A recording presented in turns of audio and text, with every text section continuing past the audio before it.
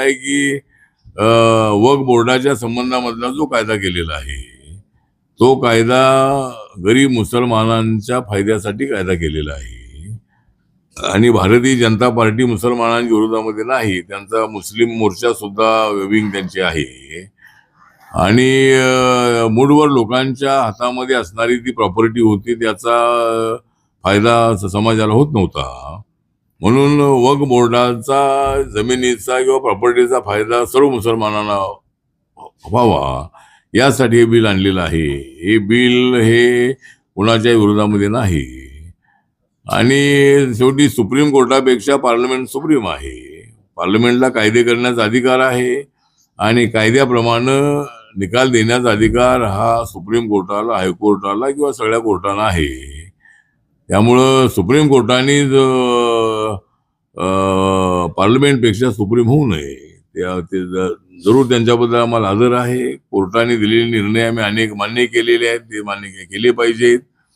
पण सरकारला बहुमताने कायदा करण्याचा अधिकार आहे. त्या संबंधामध्ये कोर्टाने आपलं वेगळं मत व्यक्त करू नये असं आपलं मत आहे. नाही त्यांना एखादं केस जे आहे ते रीट पिटिशन किंवा एखादी केस करण्याचा अपील आपली भूमिका त्यामध्ये करण्याचा, रीट पिटिशन करण्याचा अधिकार आहे. पण जर पार्लमेंटने कायदा पास केला असेल तर त्या कायद्यामध्ये आपलं मत व्यक्त करणं योग्य नाही.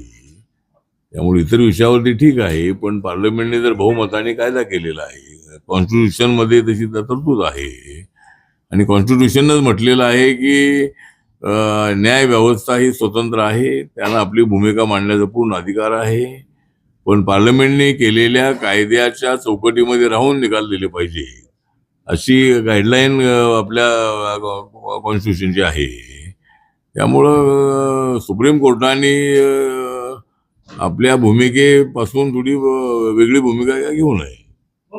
सर, ये बताया कि राहुल गांधी जिन अमेरिका दौरे पे हैं, उन्होंने महाराष्ट्र के विधानसभा चुनाव पे प्रश्न खड़ा किया है कि चुनाव आयोग ने समझौता कर लिया है. अभी उन्होंने अमेरिका से बयान दिया है, यूनिवर्सिटी में अपने उद्बोधन में कहा है कि महाराष्ट्र का जो चुनाव विधानसभा का हुआ वो निष्पक्ष नहीं हुआ. तो मुझे लगता है कि जिस तरह महाराष्ट्र का चुनाव स्पष्ट हुआ नहीं, लेकिन जब लोकसभा में कांग्रेस पार्टी को 42 सीटों में से 99 सीटें मिली, तब मतलब हमने ये सवाल नहीं खड़ा किया. जब तुमको इतनी ज्यादा सीटें मिली तब हमने सवाल नहीं खड़ा किया. जब कर्नाटक में आपकी सत्ता आई तब हमने सवाल नहीं खड़ा किया. लेकिन जब हमको ज्यादा सीटें मिलती है तब आपको सवाल उठाते हैं. तो राहुल गांधी जी जब भारत छोड़कर बाहर जाते हैं तो भारत के खिलाफ बोलना ठीक नहीं है. मतलब एक परंपरा ऐसी रही है कि अपने देश के बाहर जब हम जाते हैं तब देश के अंदर की बात या पॉलिटिकल बात वहां नहीं करनी चाहिए. वहां भारत कितना श्रेष्ठ है, भारत इकोनॉमी कैसी डेवलप हो रही है और उसमें हमारे पार्टी का भी सहयोग, ऐसा बोलने में दिक्कत नहीं है. मतलब नरेंद्र मोदी जी की पहल तो देश को ऊंचाई तक पहुंचाने की है ही है. लेकिन राहुल गांधी जी ने वहां नरेंद्र मोदी जी की स्तुति मत करो, लेकिन भारत की स्तुति करो. भारत कितना आगे बढ़ रहा है, भारत में रोड कैसे अच्छे बन रहे हैं. अभी मैं बांद्रा में रहता हूँ और बांद्रा से अगर मंत्रालय मुझे जाना है तो पहले 1-1 घंटा लगता था.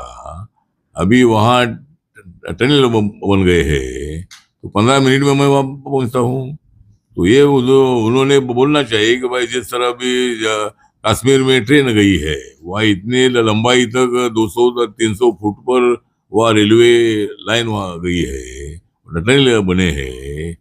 ये राहुल गांधी जी ने, वो मोदी जी का नाम मत लीजिए, लेकिन हमारे देश में इतनी प्रगति हो रही है. अमेरिका से भी ज्यादा हमारे रोड अच्छे हैं. अभी मैं अमेरिका में था, अमेरिका में तो रोड अच्छे है ही है, लेकिन भारत में भी बहुत अच्छे जो समृद्धि मार्ग है या मुंबई दिल्ली का मार्ग है, अनेक नेशनल हाईवे है. नितिन गडकरी जी के नेतृत्व में बहुत सारा रोड बहुत अच्छा बन रहे हैं. तो ये राहुल गांधी ने वहां जाकर बोलना चाहिए. लेकिन राहुल गांधी जी टीका टिप्पणी करने का काम करते रहते हैं. मैं अमेरिका में जाकर मैंने तो देश की स्तुति की है, देश हमारा कैसे आगे बढ़ रहा है हमने बताया है. तो राहुल गांधी को बाहर जाकर बोलने की आदत है, तो अभी उसके लिए हम कुछ नहीं कर सकते हैं. सर, अभी उपराष्ट्रपति जी के बयान के बाद कार्यपालिका और न्यायपालिका में नई बहस चली शुरू हो गई है। उपराष्ट्रपति के साथ साथ बीजेपी के कुछ सांसदों ने भी उसमें आपत्ति दर्ज कराई है कि सुप्रीम कोर्ट कैसे जजमेंट दे सकता है कार्य पद्धतियों को लेकर। इस संबंध में क्या कहेंगे? मुझे लगता है कि जो दुबे जी हमारे संसद सदस्य है, उन्होंने कुछ बयान बीच में दिया था और कोर्ट के कारण दंगे फसाद हो सकते हैं, इसी तरह का कुछ बयान उन्होंने दिया था।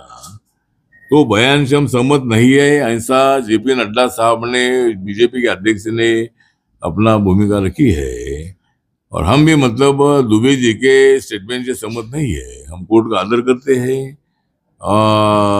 लेकिन जिस तरह उपराष्ट्रपति जी ने अपनी भूमिका बताई है कि उसमें जो कानून बना है उसमें कोर्ट को कमेंट नहीं करनी चाहिए, इसी तरह की भूमिका उपराष्ट्रपति जी ने रखी है।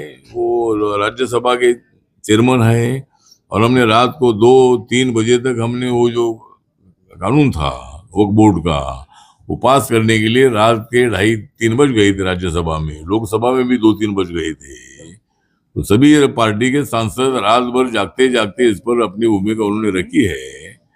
इसीलिए उपराष्ट्रपति जी ने खाली इतना ही बताया था कि भाई जो पार्लियामेंट को कानून बनाने का अधिकार है तो उस पर टिप्पणी करना ठीक नहीं, ऐसा उन्होंने बोला था। नाही म्हणजे आता हा जो महाबोधी महाविहाराचा विषय वेगळा आहे, हा विषय वेगळा आहे।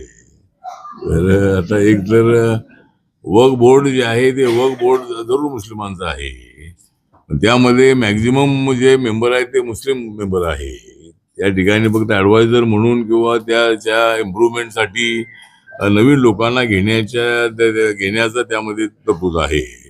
पण मॅक्झिमम 11 मेंबर जे आहेत ते 11 मेंबर मुस्लिम कम्युनिटीज आहे, त्यामुळे त्यांच्यावर काही ताबा घेण्याचा विषय बिलकुल अजिबात नाही आहे। पण महाबोधी विहाराबद्दल आमचं म्हणणं आहे की 26 जानेवारी 1950 संविधान लागू झालेलं आहे, त्याच्या अगोदरचा कायदा आहे, हा कायदा 1949चा आहे, त्यामध्ये हिंदू ट्रस्टी आहे। तर ते आता हा वक्फ बोर्डाचा विषय वेगळा आहे। एखाद्या मस्जिदीमध्ये कुठल्याही मस्जिदीला धक्का लागणार नाही अशी भूमिका सरकारने स्पष्ट केलेली आहे। कुठली मस्जिद ताब्यामध्ये आम्ही घेणार वगैरे असा बिलकुल त्यामध्ये विषय नाही। फक्त वक्फ बोर्डाच्या प्रॉपर्टीमध्ये सर्वसामान्य मुसलमानांना त्याचा फायदा व्हावा हीच त्याच्या पाठीमागची भूमिका आहे आणि मुस्लिम समाजाला त्यामध्ये कुठेही त्यांचा अपमान करण्याचा विषय त्यामध्ये अजिबात नाही। मोर्चे मोर्चे आता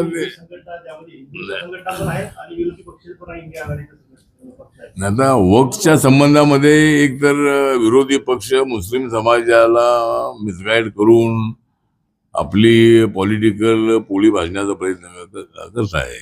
त्यामुळे एक तर वक्फ बोर्डाच्या या कायद्याच्या संबंधामध्ये जरूर मुस्लिम समाजाला आपल्या भावना व्यक्त करण्याचा अधिकार आहे, पण सरकारचं म्हणणं असं आहे की हा कायदा मुस्लिम विरोधी नाही, अजून त्यांनी त्याचा अभ्यास करावा।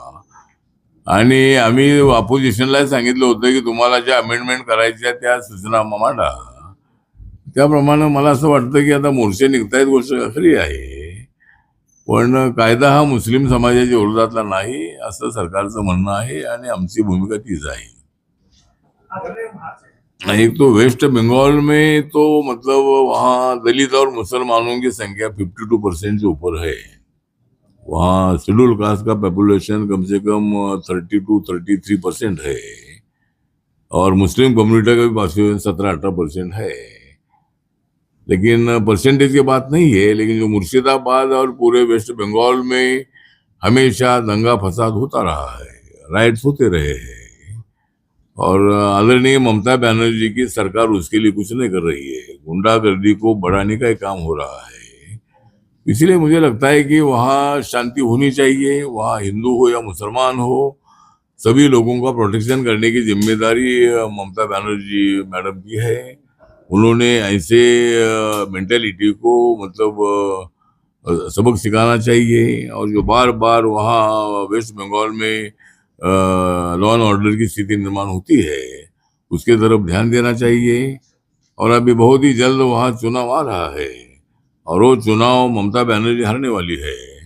वह मेरी पार्टी वेस्ट बंगाल में काम करती है और मेरी पार्टी वहाँ एक भी सीट ना खड़ी करके मेरी पार्टी बीजेपी का समर्थन करने वाली है। और 5 साल पहले ही मतलब वहाँ बीजेपी सत्ता में आने वाली थी, एनडीए सत्ता में आने वाली थी, लेकिन वहाँ कांग्रेस और कम्युनिस्ट पार्टी को बिल्कुल वोट मिला नहीं, पूरा वोट गया ममता दीदी के पास। और इसीलिए बीजेपी के सीटें कम से कम 97 सीटें 1000, 2000, 3000 से हारी थी। इस वक्त हमें वेस्ट बंगाल में नरेंद्र मोदी जी के नेतृत्व में हमें सरकार वहां लानी है। और ये सब स्थिति देखकर लोग इस वक्त बीजेपी को सत्ता में बिठाएंगे। उसी तरह बिहार में भी जो चुनाव आ रहा है, उस बिहार के चुनाव में भी वहाँ एनडीए सत्ता में आएगी, ऐसा पूरा विश्वास है। क्योंकि अभी जो भी लोकसभा के बाद चुनाव हुए हैं, हरियाणा का हुआ, दिल्ली का हुआ, महाराष्ट्र का हुआ, सभी चुनाव हमारी एनडीए जीती है। और ये 2 राज्यों में भी हम जीतेंगे, ऐसा हमको पूरा विश्वास है।